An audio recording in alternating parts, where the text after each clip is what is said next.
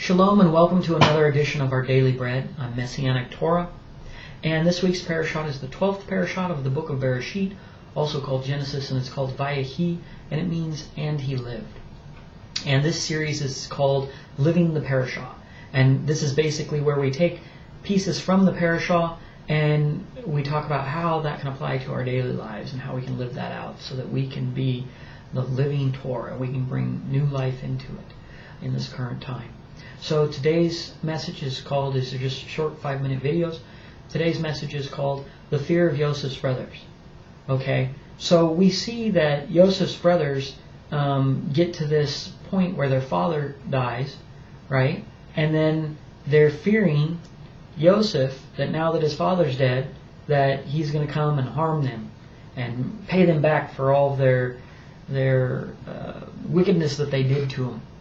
And even though he's told them before, oh, don't worry, what we see now is that they must have thought that he was just saying that to honor his father at the time. But see, there's 3 layers that this went from. This went from them hurting Yosef, which wasn't honoring their father, not caring that it would hurt him or how it would impact their father. Then they eventually learned. And then they started making choices with Benjamin, thinking, oh, well, you know, Yehuda didn't want to, in Parashat Vayechi, didn't want to go back without Benjamin, so he offers up himself. Now he's finally thinking about his father. And that's good. But his father's alive. And now we take it to the highest level, which is Yosef, who isn't just doing what his father wants while his father's around, but he's going to continue doing that because he's honoring his father, whether he's alive or dead. He is become as his father. This isn't something that's a fake outward thing. This is something that's true. And this takes us to this understanding of the fear of Yosef's brothers, that he was somehow doing that just while his father lived. But they don't understand that their brother was a true son of their father. And he's not going to change because his father is gone. As a matter of fact, that would be sin. And so we see that this is a concept of doing what's right even when you don't have to, even when nobody's looking. Okay? It's doing things not for reward or praise, but because they're the right thing to do. And there's many ways we can apply this in our life. You know, the commandments, a lot of people think, oh, well, I don't have to do this. You know, it doesn't say I can't do that. Right? And they'll justify all kinds of sin. Many people justify sin that it actually says don't do.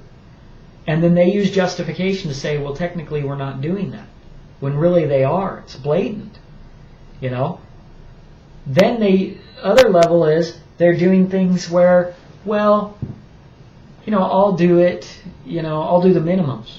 I'll do what I have to. You know, it says technically I can't do this, but it didn't say I can't do that, so they'll do that. Or they'll try and circumvent the commandment. And Mashiach really taught about this, that, you know, just like looking on a woman with lust.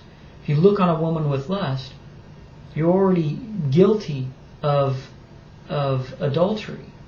You know, because even though you didn't sleep with another man's wife, if you've lusted after her, then you're guilty. And this shows us that we're not looking to do the minimums. We're actually looking to do the maximum. To not have anything to do with adultery. Not with our eyes, not with our hearts, and certainly not with our bodies. Because by the time you've done it with your body, you've already had it in your mind and your heart to do this thing that was a sin. And so what we can learn about the fear of Yosef's brother is that we need to focus on making sure that we're not doing things with a carrot and a stick. We're not obeying God because we want a reward. What if God's going to punish you anyway? Would you still keep His Torah? What if you were going to be cast away? Would you keep the Torah knowing you were not going to be accepted, knowing you were not going to be saved, knowing you were not going to be part of Israel? And what about after He cast you away? If He says, hey, you're not good enough, you're not righteous enough, and He cast you away, would you go, oh, well then I guess I'm going to go over here and be wicked because when it's this religious life, man, I'm not doing good enough? Or would you go, you know what, I believe in the principles, and even if I'm cast away and rejected, and I'm not doing this, I'm still going to try and live these principles out because I believe in them. It's a real gut check to figure out why you're doing what you're doing, and doing things not for the praise of men, but for the praise of God and because they're just the right thing to do. Till next time, I'm going to say Shalom.